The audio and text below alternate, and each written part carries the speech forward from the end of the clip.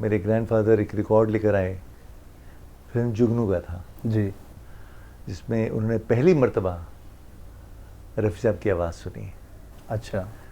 और वो सुनाते हैं, कहते हैं मेरे तो रोम रोम में जैसे कहते हैं वो एक बिजली सी जैसे चमकी अंदर की, कौन सी आवाज़ है, तो किसकी आवाज़ है? तुम कहा तुम बेटा मोहम्मद रफ़ी से मिलना चाहते हो? बता हाँ, तो यही है मोहम्मद रफ़ी। अमित भाई ने कहा क्या काम है? कहते नहीं मुझे बस आपका गाना बहुत अच्छा लगा।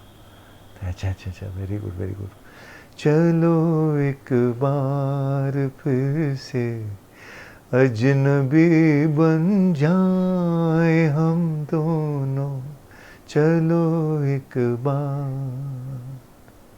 न मैं तुमसे कोई उम्मीद रखूं दिल नवाजी की, न तुम मेरी तरफ देखो गलत अंदाज नजरों से। आज भी हम इस शुमारे में बात करेंगे हिंदुस्तान के एक ऐसे फ़नकार के बारे में जो वाकई लेजेंड हैं इंडस्ट्री के, और वो अजीम फ़नकार हैं हिंदुस्तान के, महेंद्र कपूर साहब, जिनको आज पद्मश्री महेंद्र कपूर के नाम से जाना जाता है। हमारे साथ मौजूद हैं उनके साहबजादे रोहन कपूर साहब, जो ख़ुद भी एक अजीम फ़नकार हैं, एक बेहतरीन शख्स हैं, और कई फ़िल्मों में आपने उनको देखा होगा, लीड एक्टर के तौर पर काम किया है।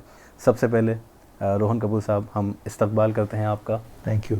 और शुक्रिया अदा करते हैं कि आपने हमें ये मौका दिया कि हम यहाँ बैठे हैं और आपसे बातचीत कर रहे हैं। Most welcome. एक बार फिर आपसे मिलकर बहुत अच्छा लगा जी, रिजवान भाई। शुक्रिया। हाँ, तो सबसे पहले तो हम आपसे यही जानना चाहेंगे कि कैसे महेंद्र कपूर साहब एक मामूली इंसान से इतने बड़े फ़नकार बने, जिन्होंने हिंदुस्तान का नाम अपनी आवाज़ के ज़रिए दुनिया भर में पहुँचाया। रिजवान भाई, जहाँ तक मुझे मालूम है, जो उनसे बातें सुनी हैं जी। वो ये हैं कि बहुत छोटी उम्र में उनको गाने का शौक़ हो गया था। उनकी मदर, मेरी दादी माँ, जी। शौकिया तौर पे बहुत अच्छा गाया करती थी। अच्छा। तो ये कहीं बोलते हैं ना, एक इनहेरिटेंस में मेरे फादर को मिली। जी। और ये बहुत छोटे से थे, और सेंट ज़ेवियर स्कूल, बॉम्बे में एक स्कूल है जहाँ पढ़ा करते थे। तो एक छोटा सा वाक़या आपको सुनाता हूँ, जहाँ से आप अंदाज़ा लगा लेंगे कैसे उनको शौक़ चढ़ा। जी। तो ये ब्रिटिश का ज़माना था, अंग्रेज़ों की हुकूमत थी यहाँ पर हिंदुस्तान में, और बच्चों को अक्सर वो लोग, एक पीरियड था जहाँ पर एक हॉल में ले जाया करते थे और कोई ब्रिटिश डॉक्यूमेंट्रीज दिखाते थे। अब छोटे छोटे बच्चे, कोई 4 साल का, 5 साल का, वो क्या देखेगा डॉक्यूमेंट्री, वो बहुत बोर हो जाते थे। एक बार ऐसा हुआ कि प्रोजेक्टर जो था वो ख़राब हो गया। तो टीचर आई नीचे, उन्होंने कहा कि देखो बच्चों, आज तो हम आपको फिल्म नहीं दिखा पाएंगे, किसी बच्चे को गाने गाने का शौक़ हो, या कोई पोइट्री बोलने का शौक़ हो, या कुछ भी हो, करना हो, तो प्लीज़ स्टेज पर आएँ और कुछ अपना हुनर दिखाएं लोगों को। आधे घंटे का वो ब्रेक था, तो कुछ ना कुछ तो करना था उन्होंने। अब सब शुरू हो गए, कपूर कपूर कपूर कपूर। वो सब बच्चों ने, सब जानते थे डैडी को शौक़ था गाने का, तो डैड को स्टेज पे भेजा गया। तो पहली बार, मेरा ख्याल ज़िंदगी में पहली बार वो स्टेज पर गए। अच्छा। अपने जब 4 या 5 साल के होंगे, स्कूल के उसमें इसी इत्तेफाकन ये जो प्रोजेक्टर ख़राब हुआ, तो जाकर उन्होंने उस ज़माने में नूरजहां जी के गाने, और उनके छोटे से थे तो आवाज़ वो फीमेल होती है बच्चों की, तो जितनी वो पॉपुलर वहाँ पर गाने थे, और मेरी दादी माँ गाया करती थी, तो उनसे सुन सुन कर उन्होंने पिकअप किया था। तो बच्चे बड़े खुश। अब आलम ये हो गया कि बच्चों ने एक एक पैसा, एक एक आना, या जो भी उस ज़माने में था, जमा करके कुछ 10-12 आने लेकर उस प्रोजेक्शनिस्ट को दे देने कि भाई साहब अगली बार भी आप यही कहना कि प्रोजेक्टर ख़राब है, क्योंकि हमें तो संगीत सुनना है, हमें आपकी ब्रिटिश डॉक्यूमेंट्री से कोई लेना देना नहीं। अच्छा। तो ये सिलसिला चलना शुरू हो गया। तो वहाँ से उनका सफ़र जो था म्यूज़िक का शुरू हुआ। अब कुछ 10-12 साल के हुए तो मेरे ग्रैंडफादर एक रिकॉर्ड लेकर आए, फिल्म जुगनू का था जी, जिसमें उन्होंने पहली मर्तबा रफ़ी साहब की आवाज़ सुनी। अच्छा। और वो सुनाते हैं, कहते हैं मेरे तो रोम रोम में जैसे कहते हैं वो एक बिजली सी जैसे चमकी अंदर की, कौन सी आवाज़ है, ये किसकी आवाज़ है। उस ज़माने में मीडिया इतनी कोई आम नहीं थी जैसे आज के ज़माने में है, मतलब। और कहते हैं मैं तो जैसे बोलते हैं ना दीवाना सा हो गया था उस ज़माने में। तो अब वहाँ उस ज़माने में लेबल भी नहीं था, जो लेबल था उसमें सिर्फ फिल्म का नाम और म्यूजिक डायरेक्टर का नाम या प्रोडक्शन का नाम। तो एंड में वो कहा करते थे मैं मोहम्मद रफ़ी, मैं नूरजहां। अच्छा। सिंगर कहा करते थे। तो डैड ने सुना ये मोहम्मद रफ़ी, लिख लिया उन्होंने। अब जो तलाश शुरू हुई उनकी, इधर जाना उधर जाना, तो उसी नाम से एक लॉन्ड्री भी थी, तो वहाँ पहुँच गए। तो वो 6 फुट लंबा आदमी वहाँ पर, उन्हें जाकर उनकी शक्ल देखे। वो बोले बच्चे तुम किस लिए आए हो, कुछ कपड़े लेकर आए हो? कहा नहीं। कुछ लेने आए हो? कहते नहीं। तो फिर किस लिए आए हो? कहते मुझे मोहम्मद रफ़ी जी से मिलना है। कहते मैं ही हूँ मोहम्मद रफ़ी। तो डैडी सोचते हैं तो देख क्या रहे हो? कहते आप बहुत अच्छा गाते हैं। तो बड़े हंसे, वो बड़ी उम्र के थे, वो समझ गए थे। कहते बेटा मेरा भी नाम होगा लेकिन मैं गायक नहीं हूँ, वो जो असली गायक हैं वो कहीं भिंडी बाज़ार में रहते हैं, तुम उनका पता करो और जाओ वहाँ पर। तो डैडी प्रिंसेस स्ट्रीट में रहा करते थे, मेट्रो सिनेमा के पास जी। तो ये उसी के इर्द गिर्द की बात कर रहा हूँ मैं। तो कैसे भी पता किया डैडी ने, गए रफ़ी साहब के यहाँ। फिर हमीद भाई, जब किताब मंजिल उनकी बिल्डिंग थी, बड़ी मस्जिद है वहाँ पर भिंडी बाज़ार में, उसके बिल्कुल सामने इनका मकान था। डैडी सुनाते दूसरे माले पर था और 47 के दिन थे, तो घमासान झगड़े, ये वो दंगा फसाद, उसके बीच में डैडी वहाँ गए और जाके घंटी बजाई। तो एक जनाब ने दरवाज़ा खोला, तो वो तहमत पहनी हुई और बनैन पहनी हुई, और डैडी ने कहा कि मुझे रफ़ी साहब से मिलना है, रफ़ी जी से। तो तुम कौन? तब डैडी उनकी शक्ल देखे और उनकी शक्ल ही देखते रह गए। तो अंदर से आवाज़ आई, अंदर उनके भाई, बड़े भाई बैठे हुए थे, हमीद भाई जी, और दरवाजे पे रफ़ी साहब खुद थे। और भाई रफ़ी देख ले कौन है? पता नहीं भाई साहब कोई बच्चा है। तो बोले बाहर क्यों खड़ा किया, उनको अंदर बुलाओ। आ जाओ बेटा अंदर आ जाओ। तो डैडी को अंदर ले गए, वो जाके हॉल रूम में बैठ गए। अब तो हंस रहे हैं कि कौन है बच्चा, क्या चाहता है हमसे। तो डैडी कहा कि तुम बेटा मोहम्मद रफ़ी से मिलना चाहते? बता हाँ। तो यही है मोहम्मद रफ़ी। अमीर भाई ने कहा क्या काम है? कहते नहीं मुझे बस आपका गाना बहुत अच्छा लगा। तो अच्छा वेरी गुड वेरी गुड। और भाई रफ़ी उनको बोलो कुछ खाने पीने को कुछ लेकर आए, चाय वगैरह ठंडा जो भी। ये बातें शुरू हुई तो उन्होंने पूछा कि आप कहाँ से हैं बेटा, क्या नाम है आपका? तो डैडी ने कहा मेरा नाम महेंद्र कपूर है। तो कपूर? तो आप तो पंजाबी हुए? कहा जी। तो कहते कहाँ पंजाब में, कहाँ से आप? तो डैडी ने कहा हम लोग अमृतसर से हैं। तो कहते अमृतसर से तो हम भी हैं और हम भी पंजाबी हैं। तो बड़ी अच्छी यार अपनी, वेरी गुड वेरी गुड, बहुत खुश हैं। फिर कहाँ रहते हैं आपके वालिद, कहाँ रहते हैं? तो पूरा डैडी ने किस्सा सुनाया। अब इतनी हिम्मत नहीं हुई कि कहूँ कि मैं खुद सीखना चाहता हूँ। डैडी ने कह दिया मेरे बड़े भाई साहब हैं, उनको सीखने का शौक़ है, तो मैं इसलिए आया हूँ यहाँ पर। घबरा गया? हाँ घबरा गए हुए थे। तो मैंने कहा ठीक है कोई बात नहीं। लेकिन हमीद भाई जो थे ना रफ़ी साहब के साथ, बड़े वो कहते हैं जिस पर मालिक की नज़र हो उसको ये एजुकेशन और इन चीज़ों से कोई लेना देना नहीं है। उन पर मालिक की कुछ अलग ख़ास नज़र थी और वो रफ़ी साहब के लिए बनाए हुए थे। उनकी गाइडेंस से, उनके वो मैं आगे बताऊँगा आपको बात। रफ़ी साहब को बहुत फ़ायदा हुआ था उस ज़माने में। हमीद भाई ने उसी तरह डैडी से बहुत प्यार किया। फिर अगले दिन मेरे फादर जो हैं वो मेरे ग्रैंडफादर और अपने बड़े भाई को ले गए।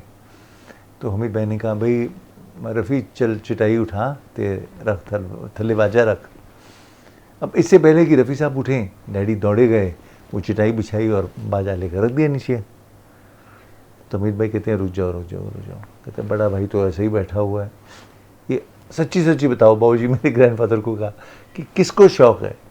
तो सब हंस पड़े, क्या शौक़ किसी को है? कहते मैं देख लिया कि जिसको उस्ताद बनाना उन्होंने रफ़ी साहब को, जिसको वो चाहते हैं, उनको जहमत ना हो, मैं खुद जाकर चटाई बिछाऊँ और ख़ुद लेकर आऊँ बाजा, इस किस्म का उनका वो एक उसमें उनमें दीवानगी थी, शौक था उनको। अब इस बात से फिर रफ़ी साहब ने उनको गंडा बांधा, पूरा जो सिस्टम होता है वो मिठाई वगैरह आपस में बांटी, उन्होंने मुबारकबाद दी। फिर बहुत लंबा सफ़र रहा डैडी का और रफ़ी साहब का।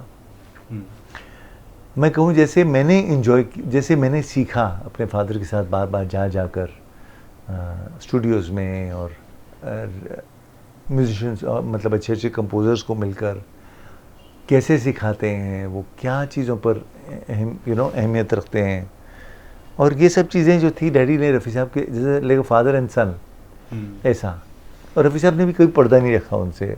वो फ़ोन करते थे मेरे ग्रैंड मदर को, बीजी बहुत धीमे बोलते थे, शायद आपको सुनाई ना दे, इतने धीमे बोलते थे रफ़ी साहब। मंदिर आ गए स्कूल से? तो बीजी ने कहा हाँ रफ़ी साहब आ गए। अच्छा तो उनको बोलना वो तैयार होकर नीचे खड़े हो जाएं रामू के साथ, नौकर के साथ, तो मैं आऊँगा गाड़ी लेकर, आज मास्टर हंसराज जी की रिकॉर्डिंग है, लेकर जाता हूँ मैं महेंद्र को, बड़ी अच्छी रिकॉर्डिंग है। तो डैडी को उन्होंने रफ़ी साहब अपनी गाड़ी चलाते आना, तो नौकर ने डैडी के साथ, डैडी ने हाफ पैंट्स में, बहुत छोटी सी उम्र में थे, खड़े रहना, आजा आजा बेटा बैठ जा, चलते हैं हम लोग। शायद रफ़ी साहब का कोई बच्चा भी उनके साथ इतना नहीं गया जितना डैडी गए उनके साथ। अच्छा, शायद बहुत गए डैडी उनके साथ। और नौशाद साहब क्या, मास्टर हंसराज जो उस ज़माने में जो मशहूर थे, हुसैन लाल भगत राम जी, इन सब की रिकॉर्डिंग डैड ने अटेंड की हैं। श्याम सुंदर जी, पंडित श्याम सुंदर जी, फिर नौशाद साहब, नौशाद अंकल के साथ, सब इन सब जो दिग्गज जो बड़े बड़े नाम थे, कंपोजर थे, सब रफ़ी साहब को गवाते थे, और सबके साथ डैडी जाया करते, पास जाया। तो कहते हैं जब मैं माइक्रोफोन पर गया, मुझे ऐसी एक ब्लेसिंग मिल गई थी उनकी कि मुझे एहसास ही नहीं हुआ कि माइक्रोफोन कहाँ है, लोगों को टेंशन होती है। वो तो मेरे लिए जैसे थे, वो तो हो गया था जैसे ये तो आम कहते सिंगर, मतलब जैसे एक वो तो नेचुरल ना, कोई जैसे एक एक्टर के लिए कैमरा कॉन्शियसनेस होता है, वैसे सिंगर के लिए माइक्रोफोन कॉन्शियसनेस होता है। तो मुझे नहीं कहीं लगा, बिकॉज बचपन से देखता आया था रफ़ी साहब को ऐसे करते हुए, और ये सब। तो वहीं से उनका सफ़र फिर शुरू हो गया था। उसके बाद ये रहा कि रफ़ी साहब को इतने बड़े सिंगर और उनकी छत्र छाया में वो रहे और काफ़ी वक्त गुजारा। माइक जैसा आपने बता रहे हैं कि उनको कोई हिचकिचाहट नहीं हुई जब पहली बार गाया। लेकिन पहली बार की जब बात करें तो जब पहली बार उनको मौका मिला, नेशनल कंपटीशन उन्होंने जीता था अपनी आवाज़ की बदौलत, और वो पहली बार मौका शायद ख़त्म ही हो सकता था, कुछ माइक में ख़राबी आ गई थी, और वो चितलकर साहब का कोई म्यूज़िक था, नवरंग फिल्म का वो गाना था आशा जी के साथ। वो क्या किस्सा था? ये 5 म्यूजिक डायरेक्टर थे जिन्होंने जज किया था पहला कंपटीशन इंडिया में एवर। इसका नाम था Metro Murphy all India singing competition. अब उसमें डैडी जीते। तो 5 जो कंपोजर्स थे, बहुत दिग्गज कंपोजर्स थे, अनिल विश्वास जी, नौशाद साहब, मदन मोहन जी, वसंत देसाई एंड चितलकर साहब, सी रामचंद्र जी। अब सभी 5 बहुत बड़े थे। तो शर्त ये थी कि जीतने वाले बच्चे को आप या एक लाइन गवाएंगे या एक गाना गवाएंगे, आप पर मुनासिब है, लेकिन फिल्म में ज़रूर काम देना आपने। अब सबको डैड से प्यार हो गया था, बिकॉज बड़ा लंबा सफ़र था, और उनको सुनते सुनते सुनते उनकी काबिलियत देखते उन्होंने कहा कि नहीं, इस बच्चे को तो पूरा पूरा गाना हम देंगे। तो शुरू हुआ चितलकर जी से रिकॉर्डिंग के सिलसिले में जी। तो फिल्म वी शांताराम जी की थी, नवरंग, और सबसे पहला गाना ड्यूएट था आशा जी के साथ, आधा चंद्रमा रात आती। अब माइक्रोफोन पे डैडी खड़े हुए और एक माइक्रोफोन पे आशा जी थी। तो आशा जी गाई तो उनको अंदर मॉनिटर रूम होता है जहाँ एक बीच में शीशा होता है और अंदर सुनते हैं म्यूजिक डायरेक्टर और प्रोड्यूसर्स। वहाँ डैडी की आवाज़ नहीं जा रही थी जब डैड गाए। तो 1 बार 2 बार रिहर्सल हुई, 3 बार। तो चितलकर जी बाहर आए, उन्होंने कहा आशा जी से कि ताई अच्छा है, अभी कुछ मराठी में कहा कि हम दोबारा रिकॉर्डिंग करेंगे बाद में, ये लड़का कुछ घबरा गया, पहली बार माइक्रोफोन पे खड़ा है। तो आशा जी कहती है घबरा गए क्यों? कहती नहीं, उसकी आवाज़ ही नहीं आ रही वहाँ पर। तो कहती है वो घबराए नहीं, मैं खड़ी हूँ यहाँ पर, मैं सुन रही हूँ उसको, और बहुत बढ़िया गा रहा है वो, आप अपना टेक्निकल पता कीजिए, इसमें इसका कोई कसूर नहीं है, ये मैं आपको दावे से कह सकती हूँ। कहते अच्छा। अब वो रिकॉर्डर्स भी उस ज़माने में बड़े सीनियर लोग थे, मंगेश देसाई जी थे या रॉबिन दा थे या जो भी थे। तो उन्होंने कहा रिकॉर्डर से, दादा ये क्या है? वो आशा जी कह रही कि कोई टेक्निकल प्रॉब्लम है आपकी उसमें। है ऐसे कैसे होता है? नहीं हो सकता, आशा की आवाज़ आ रही है। कहता आप पता तो कीजिए। तो असिस्टेंट ने वो जल्दी में जो प्लग लगाते हैं माइक्रोफोन्स के, आशा जी का पूरा लग गया था, डैडी का जो था कुछ आधा सा लगा हुआ था, वो पूरी तरह पुश नहीं हुआ, तो कॉन्टैक्ट पूरा नहीं आ रहा था। अब उसकी वजह से आवाज़ जो थी वो ट्रांसमिट नहीं हो रही थी। तो उसने जाकर देखा, तो उसने जब प्लग अच्छी तरह दबाया था, डैड ने कहा बोले तो बढ़िया हो गई। और तब उसके बाद फिर फर्स्ट टेक हो गया, ओके हो गया। तो डैड हमेशा आशा ताई को ही कहा करते थे कि आशा जी आपकी वजह से मैं इस इंडस्ट्री में हूँ, अगर आपने तब कह दिया होता कि नहीं गड़बड़ है और वो आप उनकी बात मान जाते, वी शांत अपना इनकी चितलकर साहब की, जिन्हें श्री रामचंद्र जी के नाम से जानते हैं, कि तो कहते शायद मुझे बोलते यार ये लड़का तो घबराता है माइक्रोफोन के आगे। तो वो मौका उनका आगे तो मौका उनका, हाँ। तो आशा जी ने ये कहा कि नहीं घबराया बच्चा, मेरे सामने गा रहा है और बहुत अच्छा गा रहा है ये, तो ऐसा कैसे हो सकता है कि उसकी आवाज़ ना आए वहाँ पर। वो तो बहुत हिट गाना हुआ था नवरंग, बहुत पूरी फिल्म थी उनकी, सारे गाने फिर उन्होंने, हाँ, बिकॉज तब वी शांताराम जी को आवाज़ बहुत अच्छी लगी थी, तो उन्होंने कहा नहीं अब ये पूरी जो फिल्म है आप अन्ना उनको बुलाते थे श्री रामचंद्र जी को, कि अन्ना इनसे ही गवाना पूरा जी।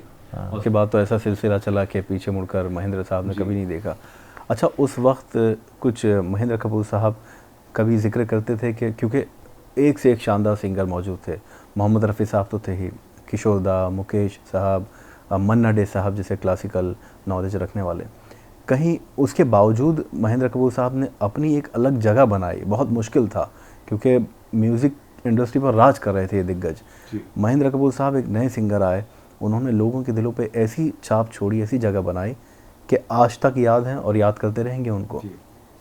वाइब्रेंट वॉइस ऑफ इंडिया कहा जाने लगा महेंद्र कपूर साहब को, क्योंकि इतनी रेंज आवाज़ में और इतनी बेहतरीन आवाज़ महेंद्र कपूर साहब की। तो उस दौर में कभी महेंद्र कपूर साहब को ख़ुद पर विश्वास था, यकीन था, या कभी थोड़ा सा घबराते थे कि इतने बड़े बड़े महारथी मौजूद हैं इंडस्ट्री में, मैं कैसे आगे बढ़ पाऊँगा या कैसे कर पाऊँगा? मुझे लगता है रिजवान भाई कि कहीं ना कहीं तो उनको आवाज़ होगी अंदर दिल में कि उनका ये उस मालिक की एक रजामंदी है इस काम में जी। लेकिन बहुत मुश्किल था, जैसे आपने कहा, बिल्कुल सही कहा आपने, क्योंकि सबसे पहले तो उनके अपने उस्ताद रफ़ी साहब, उनकी आवाज़ पहाड़ी, उनकी आवाज़ ऐसी थी, एक कहते हैं कि जैसे एक सिंगर की एक ख़ास एक खूबी होती है कि भाई एक इमोशनल गाते हैं, कोई क्लासिकल स्टाइल में गाते हैं, कोई हंसी मजाक के गाने हैं, जैसे दुनिया भर में सिंगर्स होते हैं, ऐसा होता है इनका। रफ़ी साहब महज एक ऐसे सिंगर थे जिनकी 360 डिग्रीज की आवाज़ थी, मतलब उनको जिस जॉनर में आप गवा लो उसमें पूरी शिद्दत, पूरी बोलते हैं ना, पूरा अपना फुल देते थे उस ज़माने में। और डैड उनके फॉलोअर थे, तो ये उनके लिए बहुत बड़ा प्लस पॉइंट था कि उनके लिए भी वैरायटी देना, अलग अलग स्टाइल्स में गाना, उनको भी बहुत शौक़ था डैडी को। तो आप देखिए इत्तेफाकन, अब ये बात मुझे तो याद नहीं थी, लेकिन किसी जर्नलिस्ट ने ही मुझे कहा, बड़े सीनियर जर्नलिस्ट ने, कि रोहन तुम ये देखो कि बहुत से सिंगर्स अपने गुरुओं के, अपनी इंस्पिरेशन के गुजर जाने के बाद, या जैसे इंडिया पाकिस्तान का पार्टीशन हुआ तो कई पाकिस्तान में चले गए, तो उस वजह से उनको काम बहुत मिला, या जो भी वजह से, महज महेंद्र एक ऐसे सिंगर हैं, महेंद्र जी, जिनको रफ़ी साहब जो उनके उस्ताद, आइडियल थे, उनके साथ कंधे से कंधा मिलाकर उन्होंने अवार्ड भी जीते, उन्होंने वो भी किया उनकी ब्लेसिंग्स के साथ, बिना कोई उसके। तो ये बड़ा मुश्किल काम था उनका, और मैं समझता हूँ कि जैसे आपने सही कहा कि काबिल दाद है कि ये आप ऐसे दिग्गज सिंगर्स के सामने सब थे उस ज़माने में। मन्ना दा थे, किशोर दा पहले एक्टर थे, बाद में सिंगर बने, 70s में है वो तो, लेकिन मुकेश जी थे। लेकिन साथ ही साथ मैं ऐसा भी कहूँगा, ये सब जो शख्स थे ना, जिसे आज सुनहरा दौर कहते हैं लोग, ये लोग भी सुनहरे थे। इन्होंने डैडी को इतना प्यार दिया, मुकेश जी ने, हेमंत दादा ने, मन्ना दा ने, रफ़ी साहब ने तो थे ही, वो तो पिता समान थे, कि उनको इंस्पायर करते करते उनका, और फिर मालिक की उनकी रजामंदी थी। वहाँ नौशाद साहब का पहला गाना चांद छुपा और तारे डूबे, वो सबसे पहली रिलीज़ नौशाद साहब की थी, उनकी डैडी की लाइफ की, सोनी महिवाल फिल्म, वो सुपरहिट हुआ।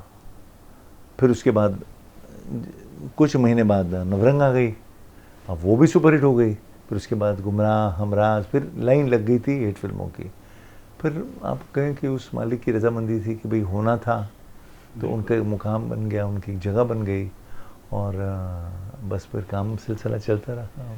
मोहम्मद रफ़ी साहब के साथ जैसा आपने बताया एक बाप और बेटे की तरह का रिश्ता था और गुरु उनको मानते थे, कुछ ऐसा किस्सा आपको याद है जो कभी हंसी भी आती है और यादगार एक पल हो दोनों का साथ में, या कभी जिक्र किया हो वालिद साहब ने आपके रफ़ी साहब के बारे में कुछ? मैं तो रिजवान भाई इतने किस्से आपको सुना दूं कि आपके हमारे वक्त कम पड़ेगा हमें बिकॉज मैं जब डैड के साथ हम लोग जैसे शोज़ के दौरान लेटा करते थे बाप बेटा, तो डैड को कई बार याद करते थे रफ़ी साहब को, और फिर बातें उनकी दोहराया करते थे। बहुत प्यार करते थे, आपस में बहुत प्यार था उनका।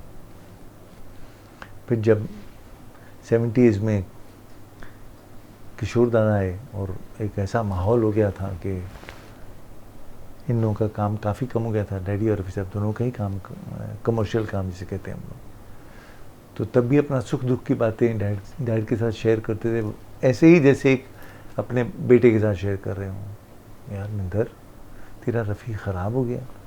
बाजी आप क्या बात कर रहे हैं, अगर आप ख़राब है तो मौसीकी ख़राब है, तो गायकी ख़राब है।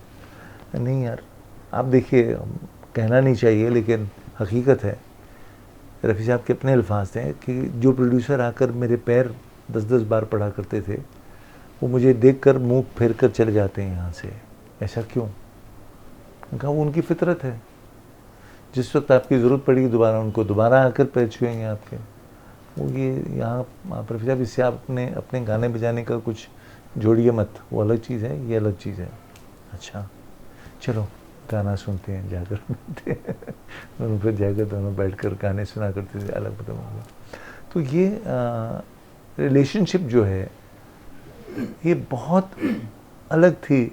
और जिस रफ़ी साहब को मैं जानता हूँ, जिस मुकेश जी को मैं जानता हूँ, जिस ये जो थे, ये इसलिए हम बड़े, कई बारी मैं बहुत ज़्यादा बोलता नहीं हूँ बाहर इसके बारे में, बिकॉज जो दुनिया देखती है उससे बहुत अलग हम लोग देखते हैं। हम उस शख्सियत को जानते हैं, उस इंसान को जानते हैं।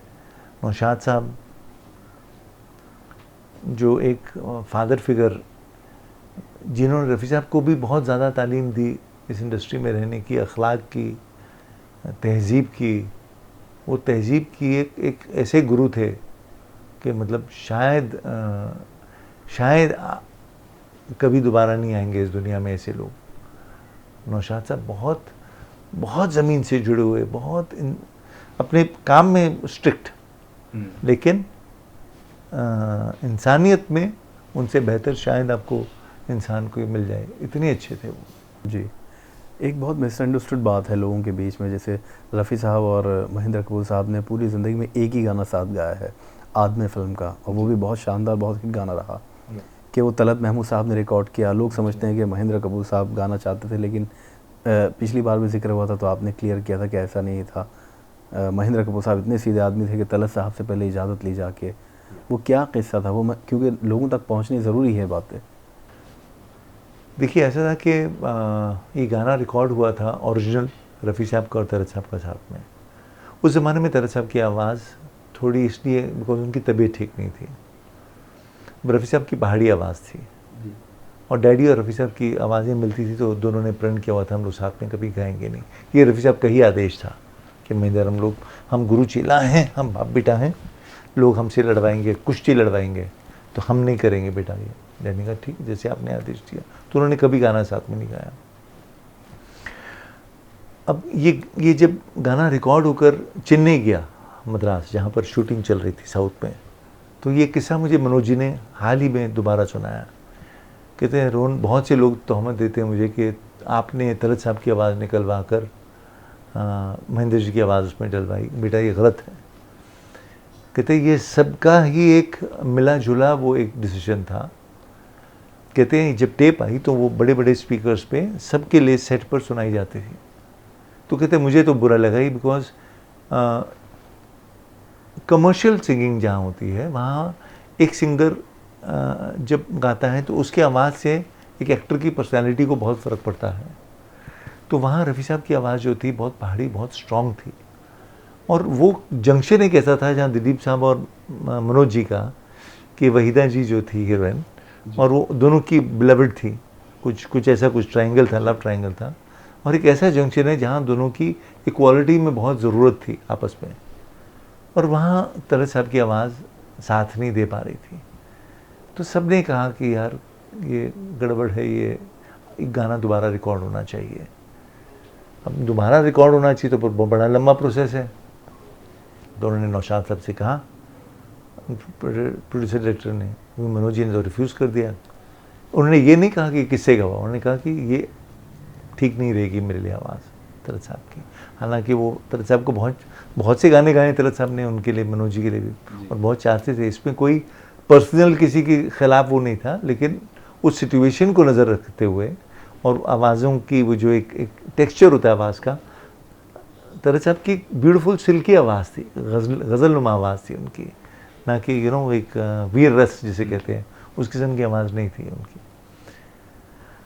तो उन्होंने कहा नौशाद साहब कि भाई ये प्रॉब्लम आ रही है और क्या इसका सल्यूशन है। तो नौशाद साहब ने कहा मैं किसी और से करवा दूँ। कहा वो डिसीजन आप पर निर्भर है। कहा ठीक है, तो अगर ऐसा है तो फिर मैं महेंद्र को बुलाता हूँ। तो उन्होंने डैडी को बुलाया। तो डैडी ने कहा पापा जी ये तो गड़बड़ हो जाएगी, मैं तो तलत साहब की आवाज़ पे तो कतई नहीं गाऊँगा। क्यों?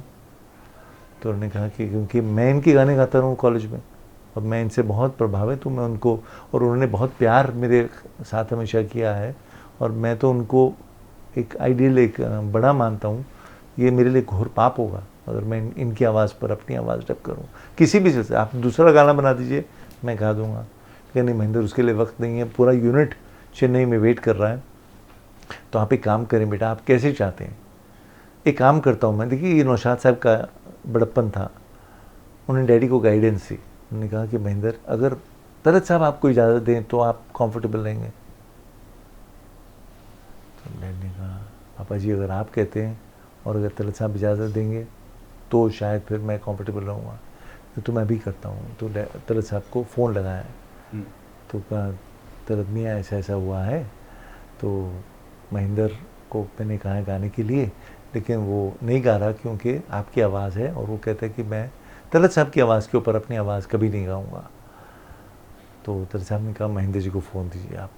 तो डैड से बात की, कहा आप बेटा मेरा घर बहुत करीब है, तुम आ जाओ मेरे पास।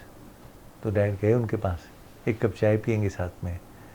तो डैड ने जैसे बड़ों को इज़्ज़त देते हैं उनके पैर छुए, बैठे दोनों। तो डैड ने कहा कि पापा जी क्या बात, आप दोबारा डब कर दीजिए, ये ऐसी कौन सी बात है, आपकी तो आवाज़ लोग इतना पसंद करते हैं इतना। कहा नहीं बेटा ऐसी नहीं, मेरी तबीयत ठीक नहीं मेरी, और ये जो गाना है ये मेरी स्टाइल का ही नहीं है, ये गाना अलग वो उसमें है, तो मेरी इच्छा से तुम ये गाना रिकॉर्ड करो, और मेरी इजाज़त, मेरी दुआओं से, मेरी ब्लेसिंग से तुम ये काम करो, और आप जाकर इसे मुकम्मल करो, और इस शूटिंग इसकी हो जाए फटाफट। तो उनकी इजाज़त ली, उनकी ब्लेसिंग्स ली, तब जाकर डैड ने ये डब किया। तो इकलौता गाना है जो डबिंग भी थी उसकी, कि रफ़ी साहब भी हैरान हुए। उन्होंने फ़ोन किया डैडी को, मंदिर ये कैसे हो गया, तेरी मेरी आवाज़ साथ में। डैडी का पाजी ऐसे ऐसे होता है। अच्छा अच्छा कोई बात नहीं, फिर तो क्या कर सकते हैं। तो इकलौता गाना है जो रफ़ी साहब का और डैडी का साथ में है। हम बात करें अगर मनोज कुमार साहब की, तो एक से एक बड़ी फिल्मों में नेशनल फिल्म अवार्ड उपकार के लिए ही मिला उनको, और देशभक्ति के गाने वाकई ऐसे गाते थे कि आज भी आप 15 अगस्त हो या 26 जनवरी हो, सिर्फ महेंद्र कपूर साहब के गाने सुनाई देते हैं पूरे हिंदुस्तान भर में। B.R. चोपड़ा साहब के साथ एक ख़ास उनका रिश्ता था। तो जी साहिर साहब के लिए जो उन्होंने गाने लिखे उनके उन्होंने गाए, तो कैसे बताते थे कि किन किन लोगों के साथ काम कर रहे हैं, तो सबसे अच्छा किन के साथ लगता है काम करते हुए, या सारे लोगों के साथ मज़ा आता था? उनको हर एक अपना अपना स्टाइल था, और हर एक के साथ उनको काम करके मज़ा आता था। बिकॉज मनोज जी तो बादशाह थे पेट्रियाटिज़म के उस ज़माने में। उस ज़माने में कि आज तक शायद कोई उनका नहीं आया, हाँ कोई दूसरा नाम आप ले ही नहीं सकते पेट्रियाटिज्म में। जी। फिल्म मेकिंग के तौर पे आप कहें तो उनका जवाब नहीं था। अब जब उनके साथ बैठना तो एक अलग जज्बा हुआ करता था। चोपड़ा साहब के यहाँ जाना तो वहाँ साहिर साहब, Ravi uncle, Ravi music director, तो वो सब थे, यश जी थे, ये सब रोमांटिक एटमॉस्फेयर हुआ करता था। और फिर तमाम ऐसे लक्ष्मीकांत बेरीलाल के लिए बहुत गाने गाए उन्होंने, खयाम अंकल के लिए बहुत काम किया उन्होंने, जो नॉन फिल्म भी बहुत अच्छा। आप शायद हमारे सुनने वाले इस बात को जानते हो न जानते हो, लेकिन मैं बताऊं कि मिर्ज़ा गालिब की एक बहुत खूबसूरत एलपी आई थी जिसमें कुछ 8 गज़लें थीं जो खयाम साहब ने कंपोज की थी और डैडी ने गाई थी। बहुत बड़ी हिट हुई थी उस ज़माने में। अच्छा। और ऐसी बेहतरीन गज़लें उसमें आप एक अलग महेंद्र कपूर पाएंगे उसमें।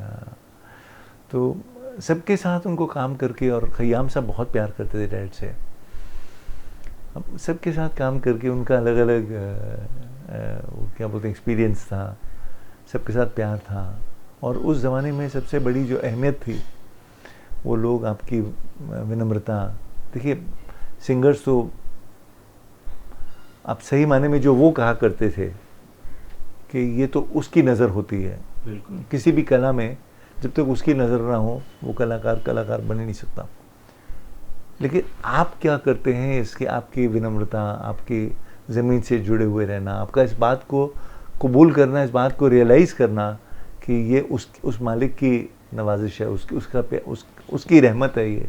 तो उसके बगैर अगर ये बात आप में रही तो बोलते हैं वो फूल हमेशा खूबसूरत और खिला हुआ रहेगा। तो ये गुण इन लोगों में थे, इन लोगों में ये जो सिंगर्स थे इन लोगों में एक गुण थे कि ये ऐसे जुड़े हुए थे। महेंद्र कपूर साहब की जैसे आपने बात की, वाकई बहुत ज़मीन से जुड़े हुए इंसान थे और इतनी शोहरत, इज़्ज़त, नाम, रुपया, पैसा सब कुछ ऊपर वाले ने उनको नवाजा, लेकिन इतनी सादगी भरी ज़िंदगी उन्होंने बिताई है। आपने तो बचपन से उनको देखा होगा, तो क्या सीख आपको देते थे या उनकी पर्सनैलिटी को देखकर आपने क्या गुण उनके अपने अंदर उतारे हैं? किस तरह से आप कोशिश करते हैं कि जो उनके अंदर बातें थी मैं अपने अंदर उतारूं और आने वाली जनरेशन तक उसको पहुंचाया जाए? देखिए वैसे अगर आप देखें तो कभी उनकी जो एक्ट्स थे ना, जो किया करते थे, एक पुरानी कहावत है कि person learns more from your acts than from your lecture. कि आप किसी को भाषण दें तुम ऐसे करो, तुम ऐसे करो, तो शायद ही उससे उसको बहुत असर हो। लेकिन अगर आप ऐसा करें तो कहीं ना कहीं बच्चे के दिल में आता है यार ये तरीका जो हमारे बड़े कर रहे हैं ये सही है, तो हमें भी ऐसा ही करना चाहिए। तो उनकी जो उनके तौर तरीके थे। अब मैंने भी स्टूडियोज़ में मैं बहुत गया हूँ डैडी के साथ, तो चाहे वो नौशाद साहब की रिकॉर्डिंग थी या लक्ष्मीकांत बेरीलाल जी की या रवि जी की या कल्याण जी रणजी अंकल की, सबकी, तो यही देखा कि सब जगह वो जितना प्यार और जितनी इज्जत देते थे डैडी को, डैड उतने ही ज़मीन से जुड़े हुए रहते थे। उन्होंने कभी घमंड, कभी कहीं तकब्बुर, हाँ कभी ईगो या वो रखा ही नहीं। और ये दोनों मैं भाई कहूँ या बाप बेटा कहूँ, जो रवि साहब और डैड में ये एक बहुत समानता थी कि हम ये बहुत मानते थे इस बात को कि जितना आप नम्र रहेंगे उतना आप ऊंचा उठ सकते हो लाइफ में, और क्योंकि आप हमेशा सीखते रहते हो। कहते हैं जिस वक्त आपको घमंड आ गया कि मुझे काम आ गया तो आपका सीखना बंद हो गया, और जब आप सीखना बंद कर देते हैं तो उसके बाद आपकी तरक्की, आपका आगे उन्नति जो है वो बंद हो जाएगी आपकी। आप कभी आगे बढ़ नहीं पाएंगे, आप वहीं सीमित रह जाएंगे। बिकॉज आप खुश हो गए कि मुझे सब कुछ आ गया। तो ये जो बातें थी इन लोगों में कि ज़मीन से जुड़े हुए रहना, सबसे प्यार से पेश आना। अब कई उल्टे सीधे किस्से भी हुआ करते थे इन लोगों के साथ, लेकिन कभी इन लोगों ने ऐसा रिएक्ट किया नहीं। तो कई बार तो ऐसा मैंने देखा कि सामने वाला शर्मिंदा हो गया कि हमने ऐसा रिएक्ट किया और इन्होंने कैसा कुछ कहा नहीं, तो हम तो फिर आकर खुद ही माफ़ी मांगते थे इनसे। अच्छा, एक बचपन से आपने भी उनके साथ वक्त गुजारा स्टेज शो में, गाने आपने भी बहुत छोटी उम्र में 9-10 साल की आपकी उम्र थी तब से आपने उनके साथ सीखना शुरू किया। तो वैसे तो ये एक तरह से इनहेरिटेंस, जैसे आपने कहा कि ये ख़ानदान से या विरसे में आपको मिला है गायकी का जो फ़न है, तो किस तरह उनके साथ शोज़ भी आपने आगे किए हैं, महेंद्र कपूर साहब के साथ कई स्टेज परफॉर्मेंस आपने दी हैं, कुछ ऐसी यादें हैं जो आपको कभी लगता था ये वालिद है मेरे, यानी बाप तो बाप होता है एक तरह से, और मैं कभी भी इनकी बराबरी नहीं कर पाऊँगा, या आपने कोशिश की कि मैं इनके नाम को कम से कम, जो मयार इनका एक है, जो हिंदुस्तान में या दुनिया में लोग इनको चाहते हैं, प्यार करते हैं आवाज़ की बदौलत, उसको मैं बरकरार रखूं? कितनी कोशिशें आपकी रही हैं? निज़ाम भाई, मेरा जो सफ़र रहा बहुत लंबा रहा जी। बहुत छोटी उम्र में मुझे गाने का शौक़ था। म्यूज़िक तो मेरे ब्लड में, जैसे आपने कहा, उस मालिक की देन थी। और यूँ कि मैं महेंद्र कपूर जी के घर पे पैदा हुआ, ये भी मेरी अपनी इच्छा तो थी नहीं, उस मालिक की रजामंदी से मैं यहाँ पर आया, तो उसमें मेरी कोई कंट्रीब्यूशन तो थी नहीं।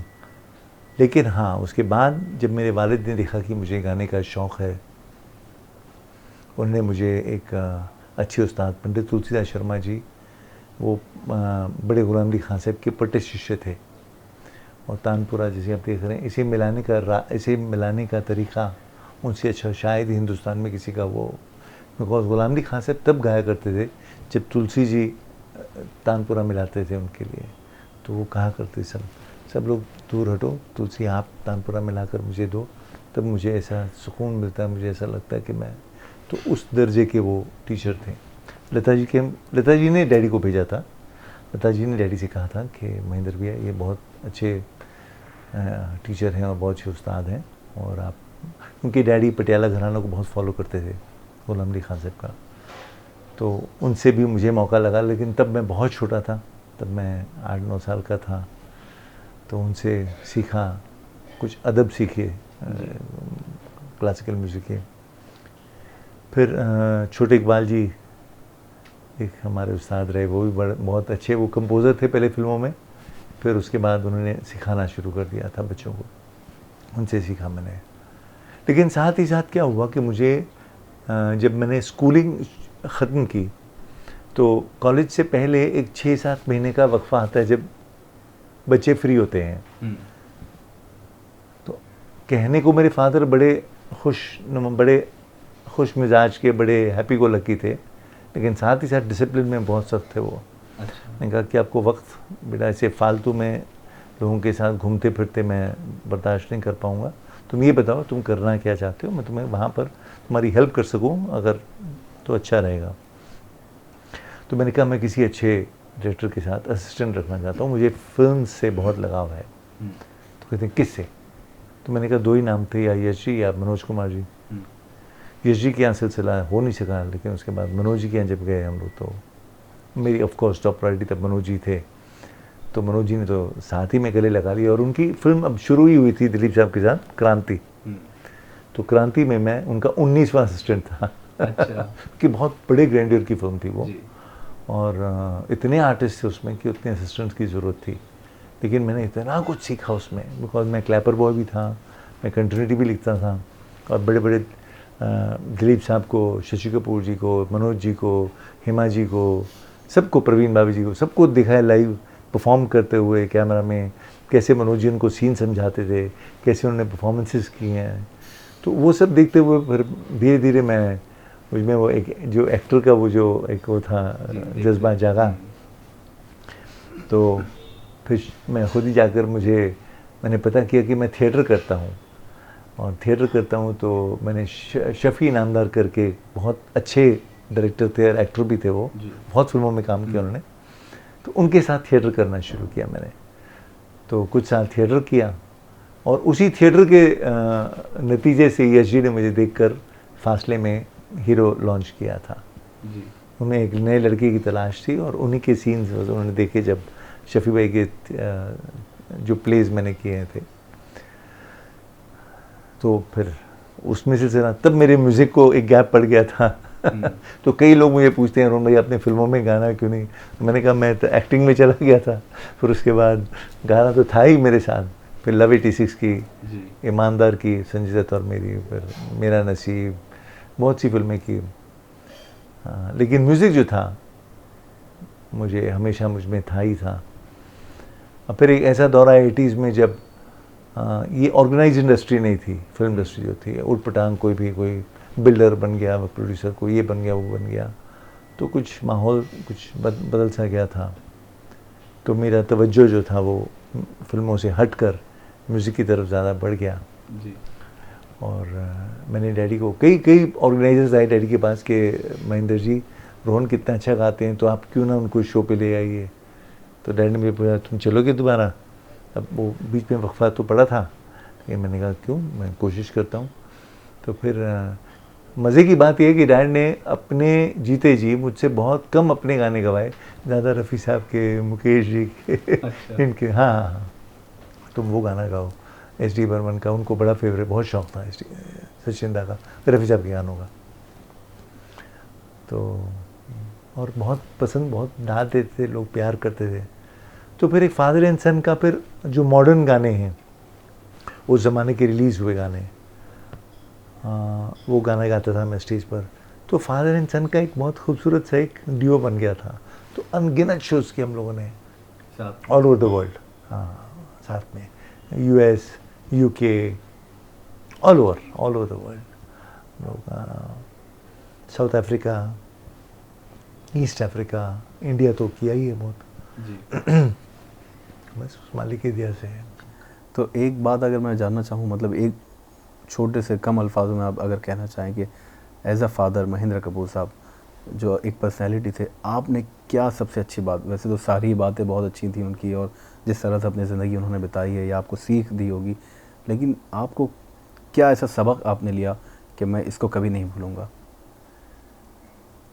बहुत अच्छा प्रश्न है रिजवान भाई, और ये जवाब भी मैं सच्ची कहूँ सिर्फ आपके इसमें दे रहा हूँ मैं,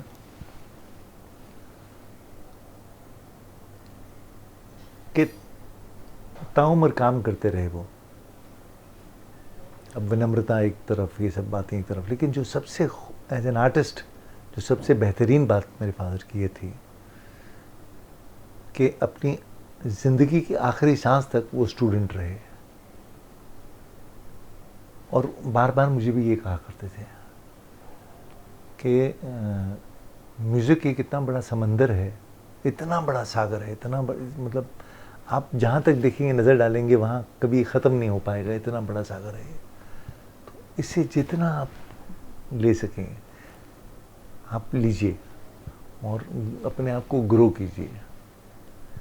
तो हमेशा उन्होंने अच्छे अच्छे लोगों को, यहाँ मेहदी हसन खान साहब आए पाकिस्तान से, उनको मिलने गए थे, मैं खुद था साथ में।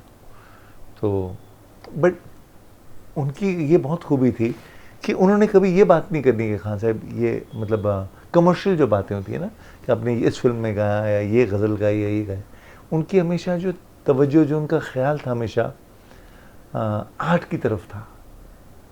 तो हम एक आपको एक किस्सा सुनाता हूँ कि हम लोग, मेहदी हसन खान साहब आए पाकिस्तान से, तो ओबरॉय में ठहरे हुए थे। तो सब जितने पॉपुलर सिंगर्स थे सबको फ़ोन आए, मेरे डैडी को भी फ़ोन आया कि महेंद्र जी आप खान साहब को मिलना चाहेंगे, वो मिलना चाहते हैं आपसे। इनका ऑफ कोर्स इससे बड़ी प्रिविलेज कि हम तो सब इनके बहुत मुरीद हैं, इनको बहुत पसंद करते हैं खान साहब को। तो डैड गए और मैं भी था साथ में, छोटा सा था जी। तो उनका स्वीट था ओबरॉय, ये जब भी ट्राइडेंट कहते हैं बॉम्बे में, वहाँ पर था। तो खान साहब बैठे, डैडी बैठे, दोनों ने एक दूसरे की तारीफ़ की जैसे करते हैं आमतौर पर। तो थोड़ी देर में खान साहब ने एक उसको कहा अपने सिस्टर को, यार वो तुम वो लेकर आओ, वो जो मैं खाता हूँ। तो डैडी समझे नहीं क्या लेकर आया। तो वो जर्दे की एक, क्या वो जो किमाम जो खाते हैं वो, हाँ माँ, जो खोला तो ऐसी खुशबू पूरे स्वीट में फैल गई। तो उन्होंने लेकर थोड़ा खाया, डैडी को कहा महेंद्र जी आप लीजिए। मैं खाता नहीं हूँ इसलिए मैं खाऊंगा नहीं, तो लेकिन आपसे एक सवाल पूछूंगा हाँ साहब, ये सब खाकर आपके गले को कोई फ़र्क नहीं पड़ता? तो क्या जवाब दिया उन्होंने, कहते महेंद्र जी बहुत छोटी उम्र में मेरे फादर का इंतकाल हो गया था। तो कहती मेरी मदर एक इतना बड़ा वो मिट्टी का दिया होता है ना, तो इतना बड़ा दिया लेकर तेल से भर देती थी एकदम ऊपर तक और उसको जला दी थी, और मुझे रूम में उन्होंने लॉक कर देना और बोलना मेहंदी बेटा जब तक ये दिया ख़त्म नहीं हो जाता तेरा रियाज मुझे आवाज़ आती रहनी चाहिए वहाँ पर, वहाँ से।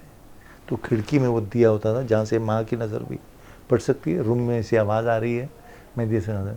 तो महेंद्र जी घंटों घंटों ना खाने का होश, ना पीने का होश, ना पानी का होश, ना किसी चीज़ का, ना वक्त का होश। कहते इतने इतने घंटों रियाज इसको दिया हुआ है, अब ये सब चीज़ें क्या कर लेंगे, हम बिगाड़ लेंगे हमारा। बिल्कुल। तो ये सब एक्सपीरियंसेस रहे हम लोग। दिलीप साहब के साथ बहुत डैडी का साथ रहा। हमने शोज़ बहुत किए साथ में।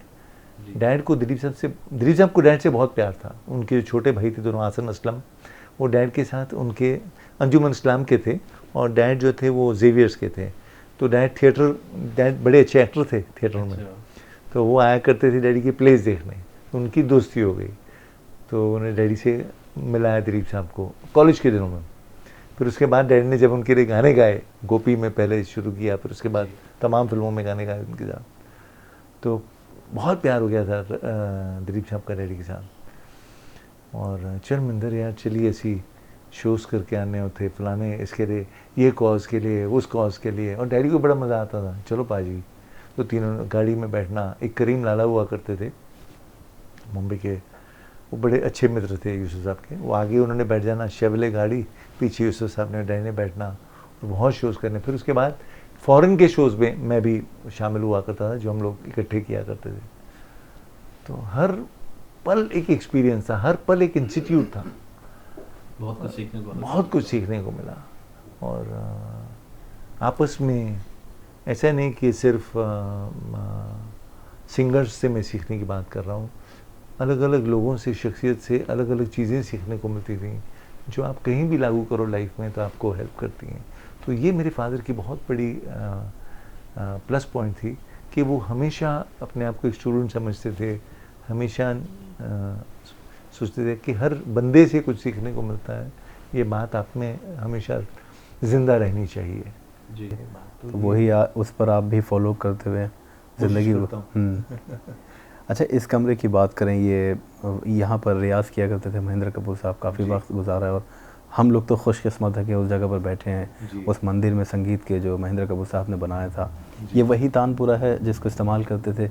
इसकी तानपुरे की कुछ ख़ास बात है कि महेंद्र कपूर साहब को ज़ाहिर बात है लगाव बहुत होगा, क्योंकि एक तरह से उनका ये इंस्ट्रूमेंट होगा। कितना पुराना है ये, किस तरह से इस्तेमाल किया करते थे इसको? ये तानपुरा डैडी को शुरू में उनके फादर ने तोहफे में दिया था जब वो इंडस्ट्री में आए जी।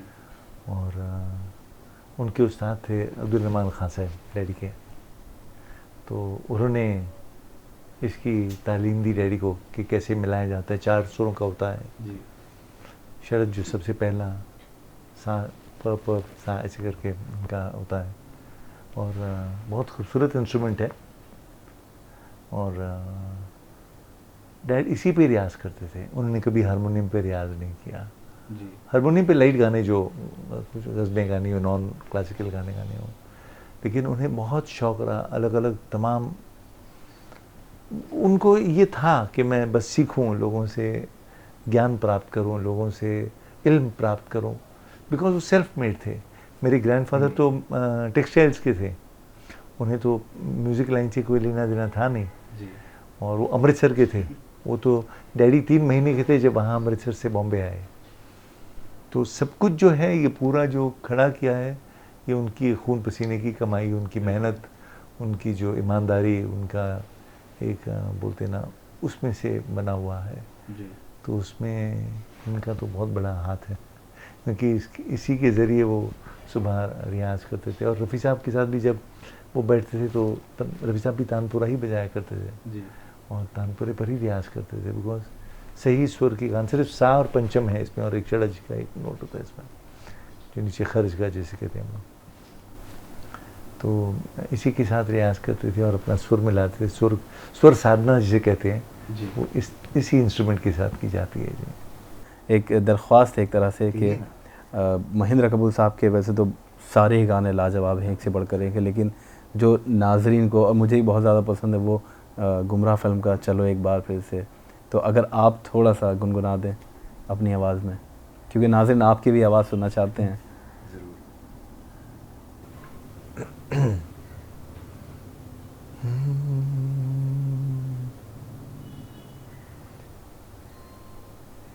चलो एक बार फिर से अजनबी बन जाए हम दोनों, चलो एक बार फिर से अजनबी बन जाए हम दोनों, चलो एक बार।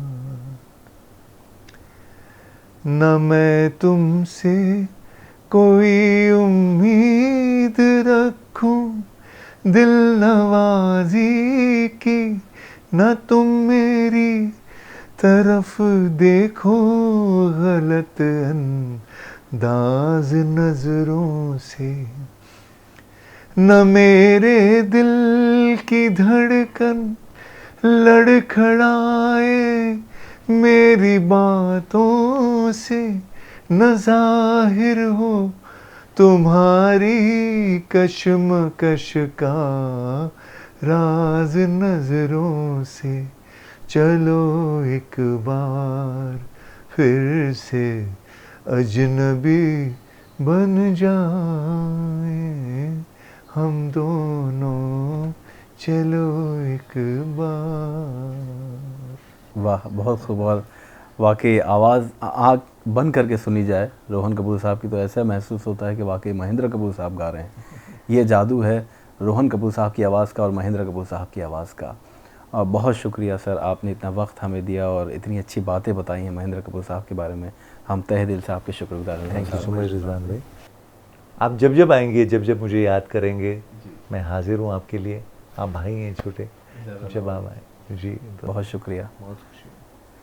तो ये रोहन कपूर साहब थे जिनके घर में हम मौजूद थे। हमें ये शर्फ हासिल हुआ है कि इस जगह बैठने का जहाँ पर महेंद्र कपूर साहब ने अपना काफ़ी वक्त गुजारा है, एक मेहनत मशक्क़त से इस घर को बनाया है और उस संगीत के मंदिर में हम मौजूद थे। तो अब हमें दीजिए इजाज़त। सदाबहार लेजेंड में आज बात हुई महेंद्र कपूर साहब की। अगले एपिसोड में किसी और लेजेंड के बारे में बात करेंगे और उनकी शख्सियत से आपको रूबरू करवाएंगे। तो हमें दीजिए इजाज़त। आप रखिए अपना ख्याल। आदाब।